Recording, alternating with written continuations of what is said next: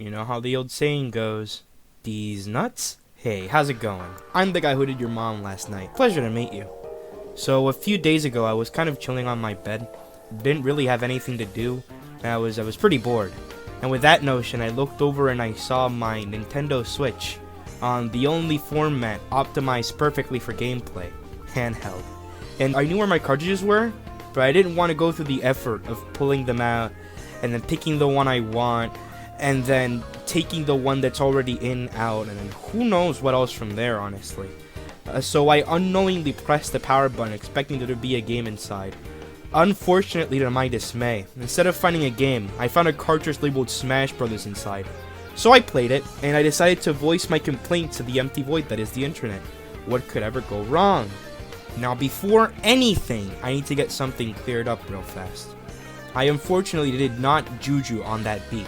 Also, this video says subjective opinion backed up by objective facts. This means that even though I'm going to protect my opinion with true statements, it is still, you guessed it, my opinion. I'm not gonna be like Albert Einstein Jr., the pseudo-intellectual. Fucking uses white privilege to not let people enjoy things. It's super effective.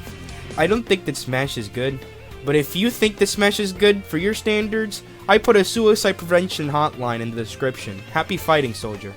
Anyways, Smash. Let's talk about that. Now, let's see. First item on the list. Oh, yeah, of course. Trading and clashing. Trades and clashes add a lot to games in terms of depth. After all, how do you determine who gets the turn if both players attack at the same time? It gets kinda stupid when you don't add clashing or trading into the game, huh?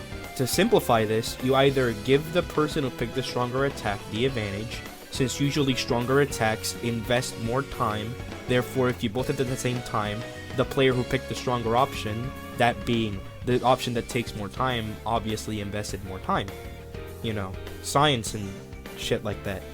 Or, if they both picked an option of the same power and same time, then you give both players the turn with a clash. A clash can go of many ways. Some common ones are either both the attackers get hit with a certain amount of stun, depending on the strength of the attack, or both players are able to act out of the attack, or they have to commit to their option inside the clash and then wait for it to die down. Whoever has the less end lag wins the exchange, and so on and so forth. Usually games get this right, even the broken ones who don't even know what they're doing, like Jump Force and like Dragon Ball Xenoverse 2, get it right. Sometimes, a little bit of the time, but they get it right. You know, you give them the benefit of the doubt, they get it right. But for some reason, for some odd reason, Smash decides to grab this logic and hit it out of the park, allowing the Lakers to win by a 2-run advantage. Apparently, as it would seem, Smash is too good for this, what do you call it, common sense? And decides that most of the time you trade, advantage is determined by health advantage, which makes the game wacky at times. Granted, this is based on very, how do you say it? It's very situational. There has to be a lot of specifics, but when the conditions meet, it really throws the game off. Let me explain what I mean. So, in most fighting games I played, except for maybe like Fighters or something, clashes and trades did give the player who picked the stronger option either more damage or better frame advantage, but mostly both at the same time, and if they have the same power, then it impacts neutrally. They both have 0 advantage. If two Kens from Street Fighter do 5 light punch, you know, in like, I don't know, pick a game. Super Street Fighter 4? Yeah, sure, Super Street Fighter 4. I'll probably test it out later, but most likely not. If both Kens do 5 light punch at the same time, they both get hit. Both take the same damage, and both get knocked back the same amount. So they both get the same frame advantage, 0. Which makes sense. They both pick the same option, same time, same advantage, 0. Getting into that brain now? Really chugging those gears? Okay, alright. They aren't positive nor negative, they're just in Requiem. And this is true and is considered fuck my ass. This is true and considers completely irrelevant whether or not the Kens are at any level of HP, because it does not change their frame data. Big surprise. Smash, on the other hand, Smash, on the other hand, does not work this way in the slightest. Now imagine exact same situation, exact same scenario, but in Smash. And let's say hypothetically that the attacks don't clash but trade. They would normally trade, usually, but let's just say for this hypothetical scenario they don't. I'm picking this scenario in particular because I don't want to go through explaining another one, like fucking Donkey Kong off stage and then Byleth does the funny and then Donkey Kong dies, lol. You know, I'm not gonna take the time. So just imagine it's Kens and they're trading. This will make sense in the future, don't worry. And let's say that one of the Kens, let's say Ken A, has 70% health, and the other, Ken B, has 17%. The one with 17% would have a front advantage because the other Ken got knocked back farther, just because they had a different percent. So if both Kens do, like jab? Yeah, in that game it's jab. In just normal jab, they both do jab. One of the Kens, the Ken with the higher health, will be able to act out faster than the one with 70%. Which is... it doesn't sound stupid, but it is, because it makes comebacks harder for no reason, even though you both have the same skill level, which just destroys the competition altogether. One of the Kens wins, not because a stronger option was picked, nor because she was faster, but because the Ken just had a higher percentage. See this? Seeing what I'm laying down? You seeing what I am saying? All we did was make two examples of the same situation and then change the game. And on the same method of trading is fair on one game, but unfair on the other. Fuck's up with that? This makes Smash trading broken not only in execution, but also in theory. You know, if you were pitching Smash Brothers and it wasn't made yet, and you explained this would be available in theory, because as the concept of the game, you need a higher percent to be knocked back farther and for longer. So, you know, theory. But now we'll move on to the execution part. That was just explaining the theory of it. Now we'll move on into how it can affect the real match. Will I actually show video execution of the match? Of course not. Do you think I'd put in actual effort? Fuck that. Let's say that a Donkey Kong against a Mario, right? Let's just say that very fair match. And Donkey Kong just caught Mario lacking and read his up B and rolled in retaliation. So now Mario is falling in free fall because he did up B. And DK has just enough time to finish charging up his standing special, and shoot it. Mario picks side tilting on wake up, and both attacks are destined to shoot at the same time. Now, let's say DK has a percent above 100, and Mario has just 15. There are three possibilities that can happen in this scenario. That sounds stupid, but I'll get to that.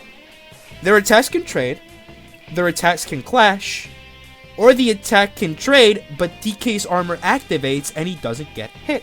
On event 1, DK picked the better option. Well, in every single event, DK did pick the better option. But in this particular instance, they will trade side tilt with neutral B from DK. So one where he charges up the punch and then goes dude, and that's what he does, and that's his special move.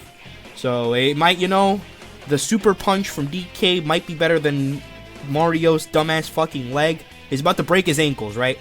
But because DK is at a higher percent than Mario, even though he picked the better option, he will get knocked back for longer and farther.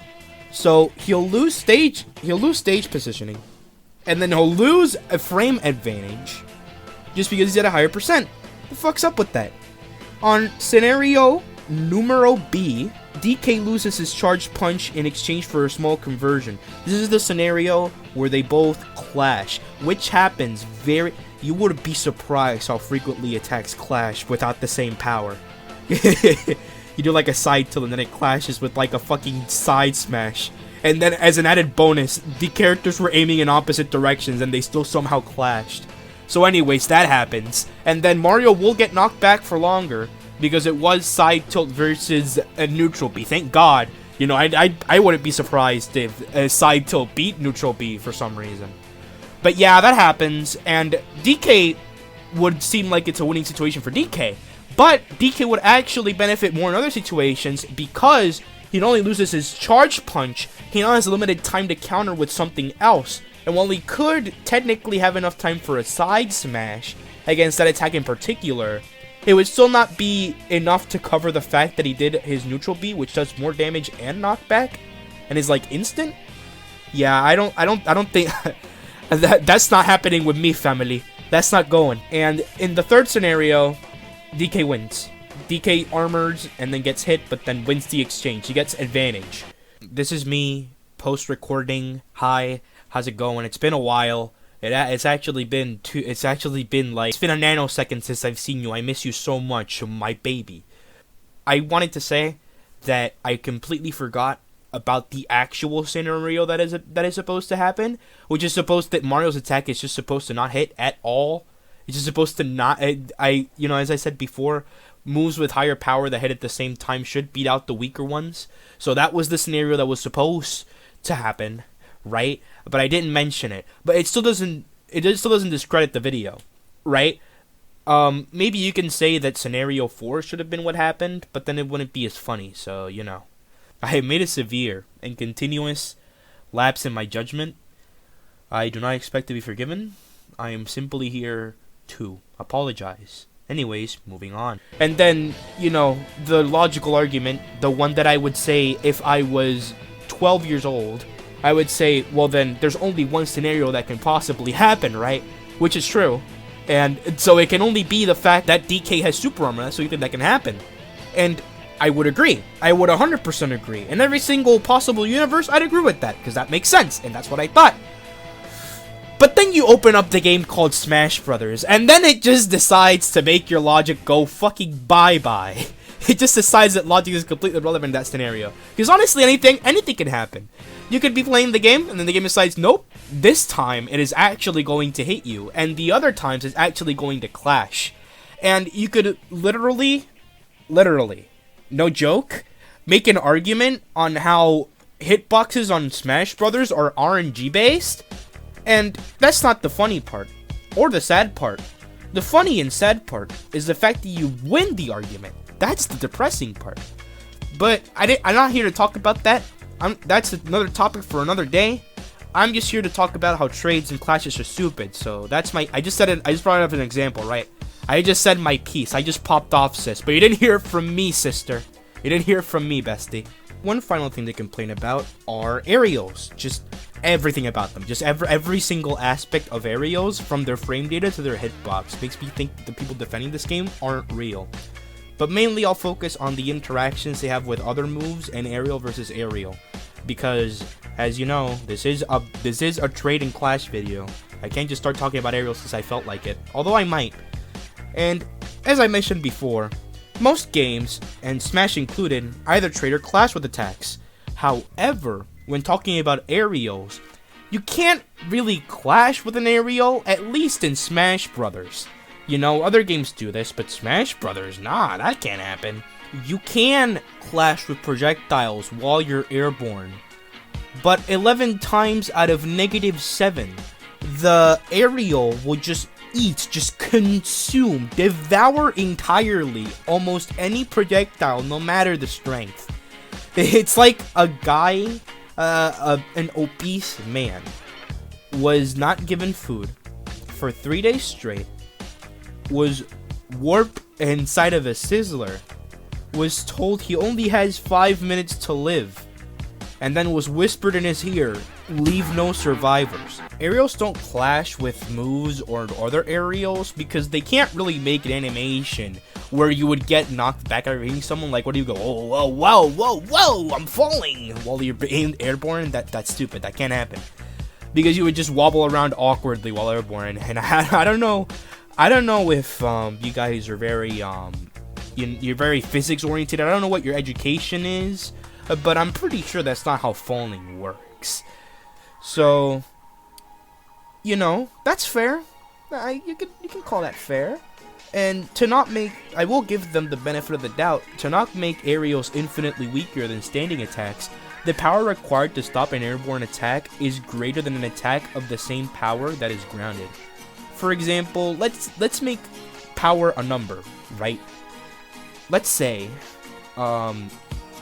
that, let's say that, I don't know, what is a good example? Let's just jump right into it. Let's just grab Marth, right? And let's say his forward tilt has a power of 1. It can beat moves under 1, and it clashes with moves with 1, and any move above 1 will get beat out by. You know, just simple power scaling. Just simple power scaling. Power scaling for actual fetuses. So, what they did with aerials is that when you do an aerial, if he were to do forward tilt in the air, it would actually have a greater value of power, right? It would just be more powerful just because it's in the air, which makes sense, right? In real life, when you are falling, momentum is actually mass times acceleration. Is that right? It's either acceleration or velocity. It doesn't really matter. It's just some kind of speed. And since you're falling, it would actually be that the force that you're exerting with the fist amplified by gravity. So it would actually make sense for aerials to be stronger. Which, you know, golf clap, golf clap. That is how real life works, and implementing the smash is pretty cool. But guess what? I could explain to you what they did with aerials, and you'll never believe what they pulled off. How they made that simple formula so stupid. Are you ready for this? I don't think you're ready for this.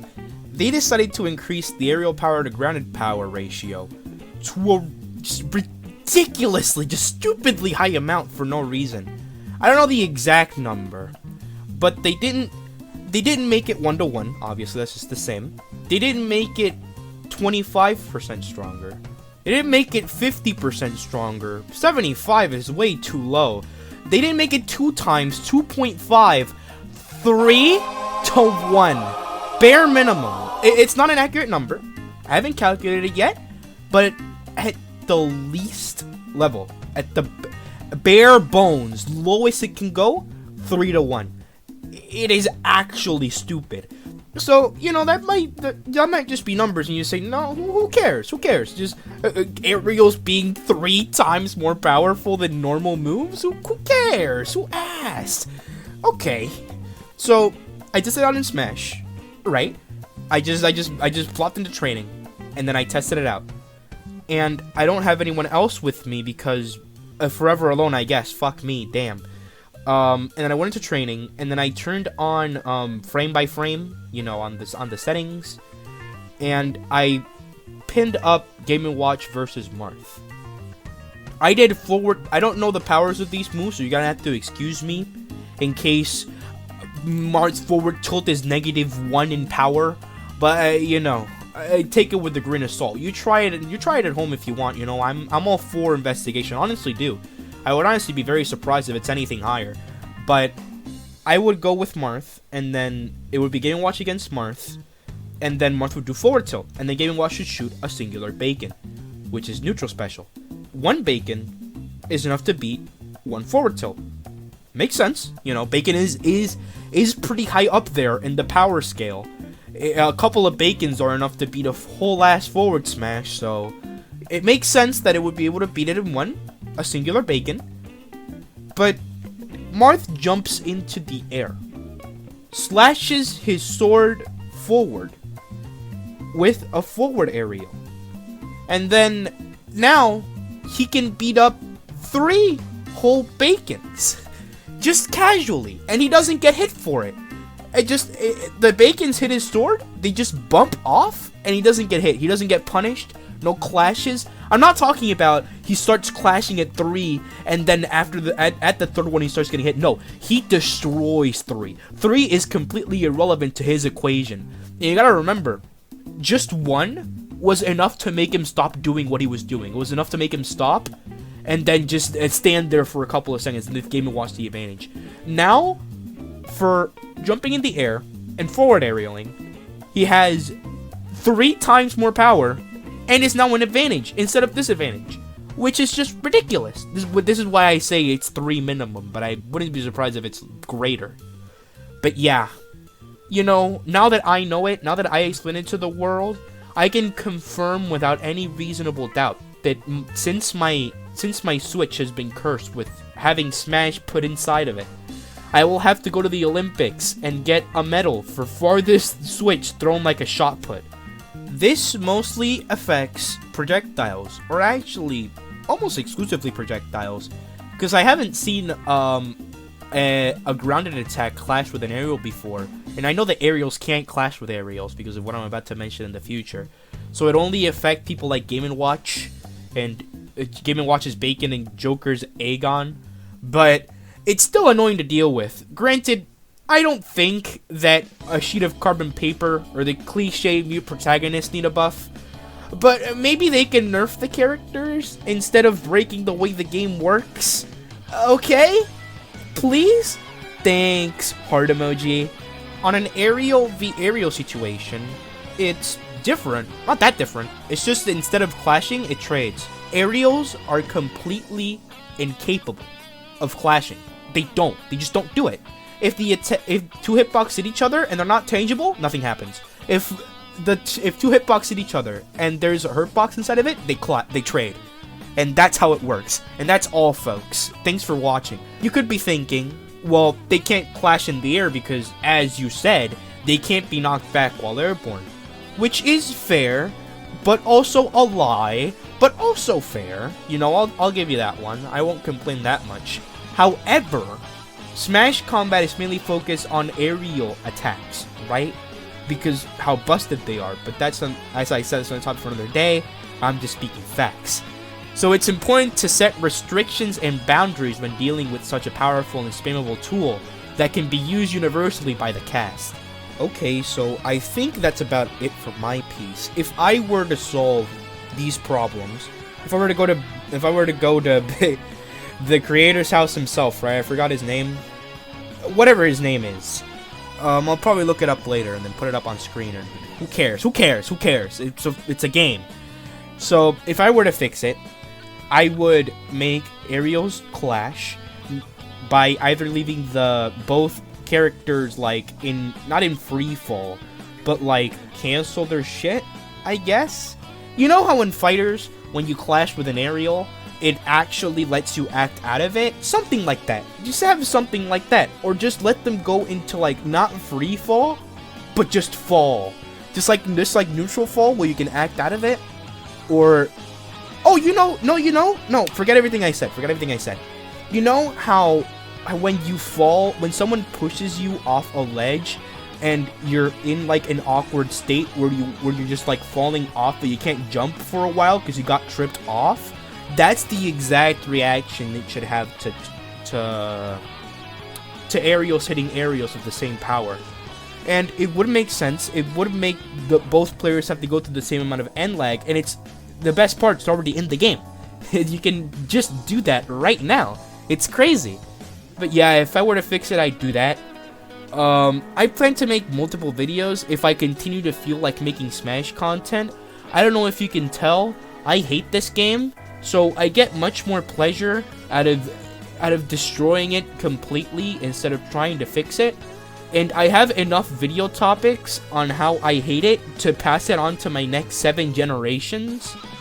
And honestly, it's just a pleasure versus torture situation, where if I talk too much in the statistics side, even though I mainly focus on statistics, let's be real. I really gave you guys a science lesson, huh? I mostly focused on how the game works. But it is my first video on the topic, so you know, you gotta start somewhere. But yeah, I mostly get pleasure to shitting on the game, so, you know, that's gonna happen a lot.